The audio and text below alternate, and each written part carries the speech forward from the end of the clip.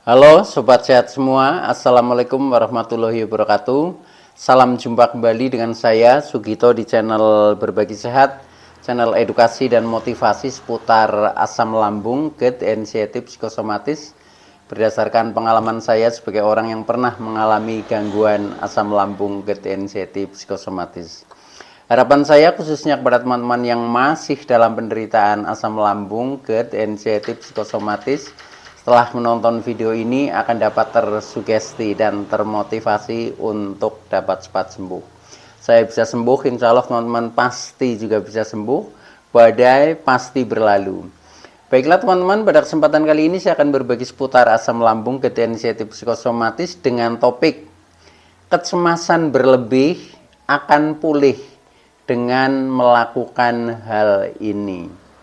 Baiklah teman-teman ya, sebelum saya lanjutkan, tolong yang belum subscribe channel ini, klik subscribe dan loncengnya, supaya teman-teman tidak ketinggalan konten video-video berikutnya.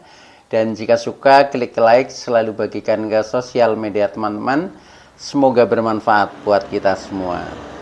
Baik, kita lanjutkan. Jadi topik kita kali ini adalah kecemasan berlebih ya, akan bisa pulih dengan melakukan hal-hal berikut ini.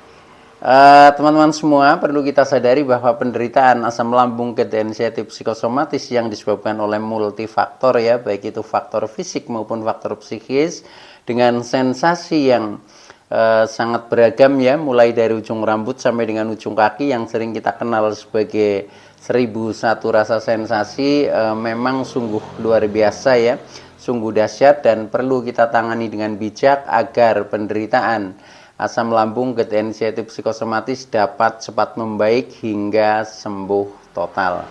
Nah, khusus pada session kali ini saya sharingkan hal ini ya, ini tentang seputar sensasi kecemasan berlebih ya, karena pada saat saya mengalami penderitaan ini ya, mungkin juga teman-teman sama ya, itu yang namanya kecemasan berlebih ini agak susah untuk menghilangkannya ya. Maka dari itu ini penting untuk kita simak agar kita bisa mengatasinya sendiri ya. Nah, tolong video ini ikuti sampai dengan selesai supaya tidak gagal paham. Dan alangkah baiknya jika teman-teman juga menonton video-video saya yang lain ya, karena di setiap video itu saling berhubungan, saling melengkapi ya. Akhirnya pemahaman kita tentang seputaran gangguan asam lambung, GERD, anxiety, psikosomatis jauh menjadi lebih komplit. Nah, dengan komplitnya pemahaman kita ya tentang seputaran gangguan ini ya, maka akan mempermudah kita untuk berikhtiar secara holistik ya, keluar dari jeratan gangguan asam lambung, GERD, anxiety, psikosomatis sehingga cepat membaik.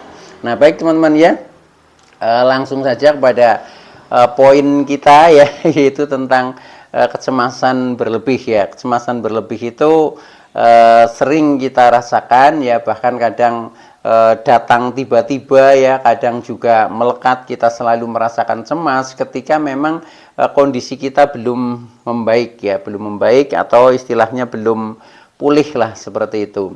Nah, contohnya ketika kita masih punya banyak rasa takut ya, contohnya misalkan keluar rumah saja takut ya, berjalan juga takut karena jalannya kadang masih belum seimbang ya, masih agak oleng ya, mau bepergian juga takut karena kadang masih ada sensasi keliengan, jangan-jangan nanti pingsan. Nah, itu yang kadang membuat kita takut. Termasuk kita juga bergaul ya, bergaul dengan kerumunan banyak orang, itu juga kadang kita menjadi tidak percaya diri. Nah, semuanya itu adalah sensasi dari kecemasan kita yang berlebih ya. Bahkan ujung-ujungnya kita mengalami panik ya, seperti panik attack ya, atau kita ketakutan akan masa depan kita ya, ketakutan kita tentang diri kita sendiri, kondisinya ya, bahkan sampai cemasnya itu kita menakutkan tentang ini apa, kondisi kita ya, yang seolah-olah kita waduh jangan-jangan ini ajal mau menjemput ya, ketika saat kita mengalami panic attack itu seperti itu ya. Nah, itu bentuk daripada kecemasan berlebih teman-teman ya. Nah, maka dari itu agar kecemasan berlebih itu dapat pulih normal kembali ya kita tetap yang namanya kecemasan itu tetap punya ya, jadi itu alamiah ya, tetapi sebatas normal-normal saja ya. Nah, bagi orang-orang yang mengalami gangguan anxiety psikosomatik ya, ini pasti kecemasannya berlebih. Nah, ini yang kadang menjadi gangguan bagi kita ya, karena sangat mengganggu aktivitas kita, itu seperti itu. Nah, maka ketika kita masih mengalami kecemasan berlebih atau anxiety disorder ya, ini akan bisa pulih dengan cara melakukan hal-hal seperti ini, teman-teman. Nah, hal-hal itu antara lain ya, yang pertama adalah kembali ke lingkungan masa lalu, teman-teman. Jadi pada suatu saat ya, kadang kita dulunya sebelum mengalami anxiety disorder itu kan baik-baik saja ya, karena situasinya dulu seperti itu seperti itu. Tetapi setelah mengalami anxiety itu bisa jadi disebabkan oleh karena di lingkungan baru yang dimana di lingkungan itu kita merasa tidak nyaman ya, mungkin banyak beban pikiran ya, banyak permasalahan-permasalahan yang bersifat sosial sehingga menjadi beban ya, banyak ini emosi-emosi yang kadang dipendam ya. Nah, itulah yang kadang menyebabkan menjadi melekat tentang kecemasan itu. Nah, maka ketika seperti itu, kalau memang disebabkan dengan adanya mungkin lingkungan yang menyebabkan ya, berarti memang kita harus kembali ke lingkungan masa lalu, teman-teman ya. Jadi karena apa? Di masa lalu kita merasa nyaman, di situ merasa damai, termasuk kecemasan juga normal. Sehingga untuk istilahnya memulihkan, sebenarnya kita bisa menarik diri ya, menarik diri, istilahnya flashback ya. Nah, disitulah nanti kita akan merasa nyaman kembali ya. Jadi ini salah satu jalan juga atau tip juga.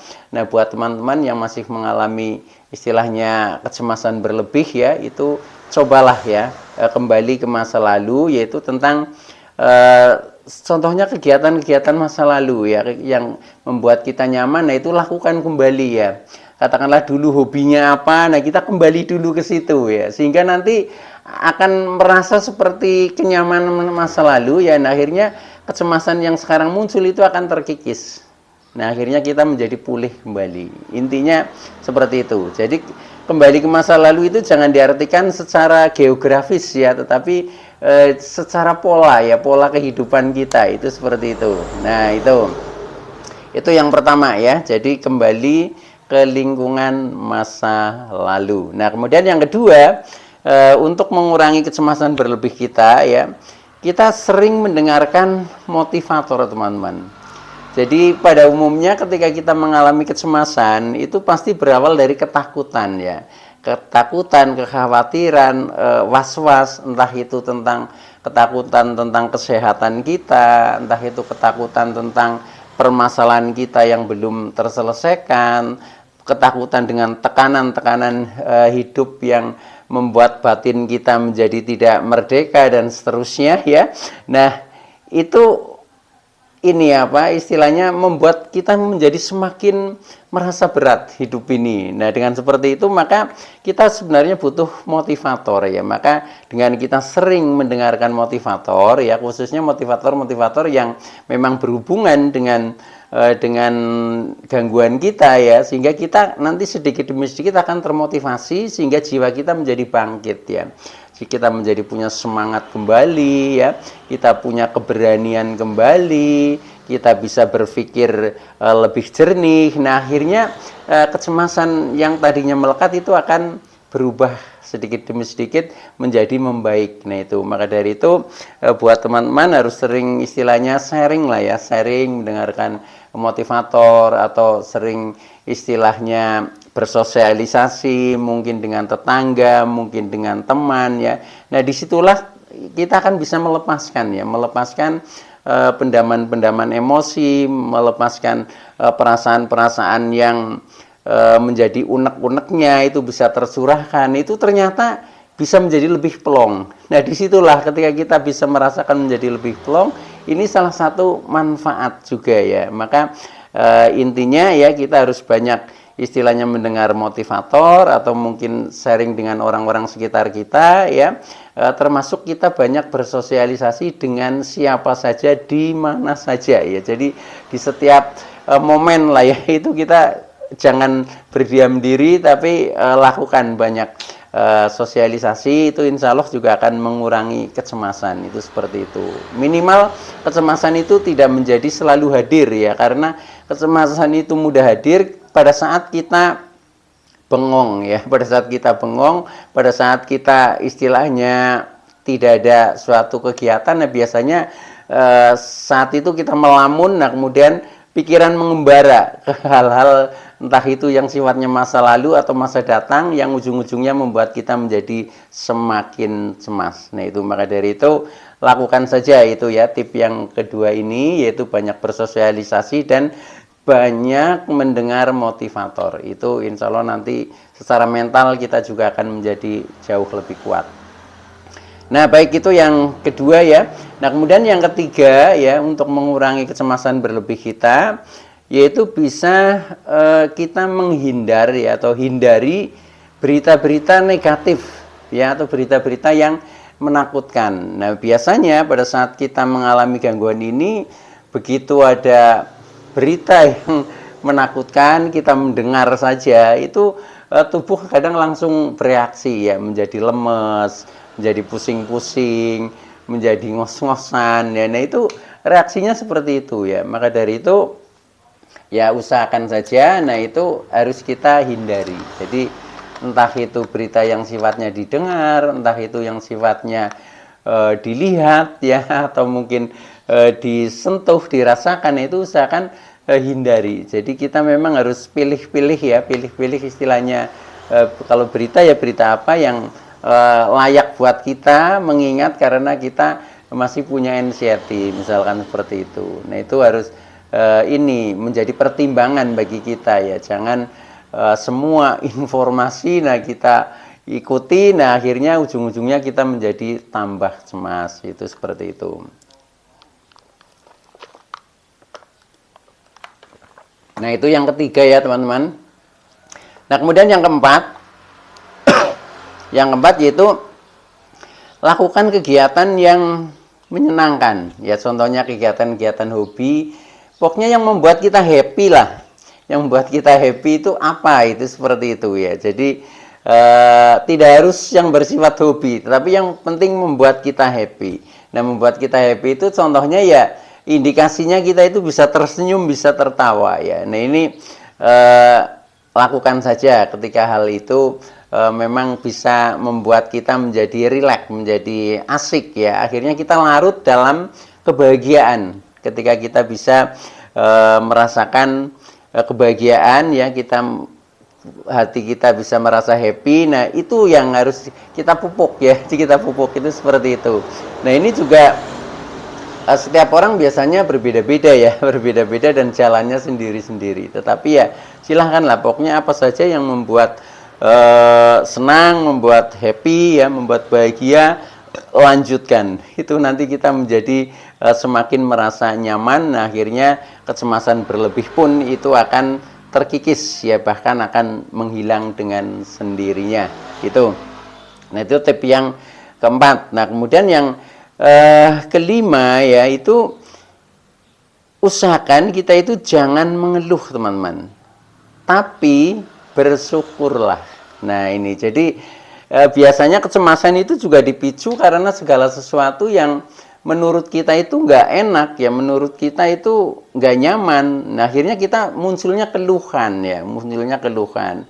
Kita lupa untuk mensyukuri. Nah maka mulai saat ini setelah kita paham ya, dalam kondisi apapun lah kita itu jangan mengeluh ya, jangan mengeluh dan berusaha bersyukurlah. Jadi berusaha mensyukuri. Karena apa? Karena hidup ini dualitas ya. Jadi ada bahagia, juga ada kesedihan ya. Ada sakit, pasti ada sehat. Itu hanya berputar saja seperti itu teman-teman ya.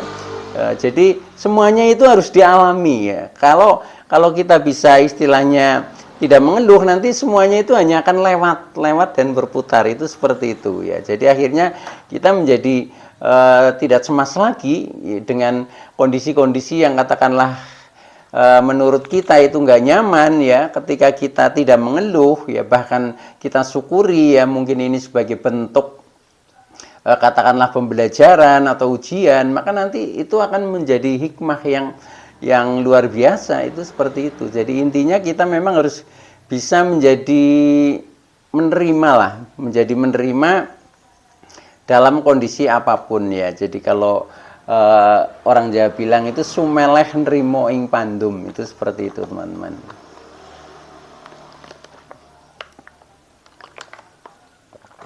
Nah, kemudian yang berikutnya yaitu yang ke-6 ya. Yang ke-6 adalah lakukan kegiatan-kegiatan yang produktif, teman-teman. Supaya anxiety itu berkurang ya atau menghilang. Nah, itu kita berusaha melakukan kegiatan-kegiatan yang produktif. Karena apa? Karena kegiatan yang bersifat produktif, kalau itu kita lakukan dan berhasil ya, akhirnya kita menjadi memiliki sesuatu ya, karena itu sifatnya produktif ya. Nah, kita akan mendapatkan kesenangan di situ. Nah, dengan mendapatkan kesenangan, kebahagiaan, akhirnya kita menjadi tambah happy ya, tambah semangat ya, semangat hidup. Akhirnya kita menjadi terkurangi rasa-rasa kecemasan tadi itu. Jadi coba saja ya. Nah, ini biasanya yang bersifat produktif ya, kegiatan-kegiatan bisa yang sesuai dengan profesi kita lah, itu seperti itu, atau sesuai dengan bakat-bakat kita, keahlian kita. Nah, itu usahakan lakukan, yaitu seperti itu.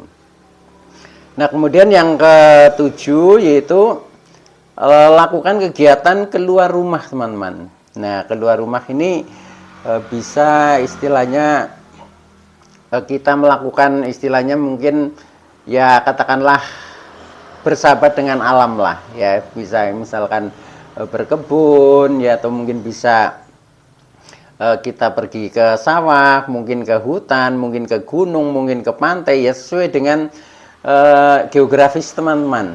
Nah, itu juga efeknya luar biasa ya, karena dengan seperti itu sama aja kita menyatu dengan alam, itu sama aja dengan menyatu dengan saudara empat kita ya, sehingga kita jauh menjadi lebih merasakan kedamaian, merasakan rileks ya, bisa menikmati keindahan alam dan seterusnya.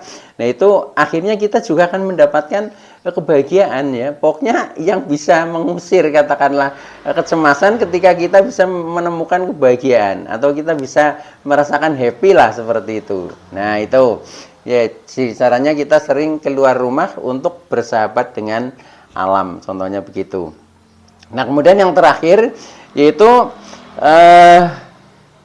yang bisa mengurangi anxiety ya, kecemasan ini gini teman-teman ya. Jadi makan apa saja boleh ya. Jadi kita itu jangan ditekan-tekan ya. Kalau misalkan makan ini nggak boleh, ini nggak boleh ya, kita harus mantang ini itu. Nah, itu biasanya kecemasan itu masih melekat karena kita merasa tertekan, merasa dibatasi. Jadi untuk menghilangkan kecemasan berlebih, kita harus membuat diri kita merdeka ya. Jadi merdeka tanpa ada batas segala sesuatunya itu. Nah, maka yang ke-8 ini contohnya berhubungan dengan makanan ya. Makan apa saja boleh ya. Jadi mindset kita harus dirubah bahwa makan untuk sehat ya. Itu seperti itu. Jadi pada dasarnya semuanya makanan itu bermanfaat ya bagi tubuh kita. Cuma karena kita istilahnya punya riwayat ya, apalagi yang dulunya mantang, tentunya makanan-makanan yang dulu menjadi daftar makanan pantangan ya, itu harus dikendalikan. Contohnya seperti saya ya, bahkan sampai sekarang ya, saya itu makan kalau misalkan pedas ya, sambal itu saya makan ya, tapi ngambilnya sedikit sekali ya, jadi paling hanya setengah sendok lah, itu seperti itu. Kalau dulu makan sambal sampai 1 sendok, 2 sendok itu biasa ya. Nah, sekarang nggak berani, paling hanya setengah sendok ya. Sedikit aja udah terasa itu seperti itu. Nah, itu artinya mengendalikan yang dulu pernah menjadi pantangan. Tetapi dalam mindset saya, makan apa saja saya bisa, itu seperti itu. Jadi hanya dikurangi porsinya. Nah, itu juga penting seperti itu supaya kita memberikan kemerdekaan terhadap jiwa kita ya, sehingga kita tidak merasa tertekan, tidak merasa dibatasi. Nah, akhirnya kecemasan pun itu akan menghilang. Baik teman-teman ya, itu dulu yang bisa saya sampaikan. Mudah-mudahan teman-teman yang masih dalam penderitaan ini akan segera sembuh ya. Saya bisa sembuh, insya Allah teman-teman juga bisa sembuh ya. Badai pasti berlalu. Oke, itu dulu yang bisa saya sampaikan. Terima kasih. Wassalamualaikum warahmatullahi wabarakatuh.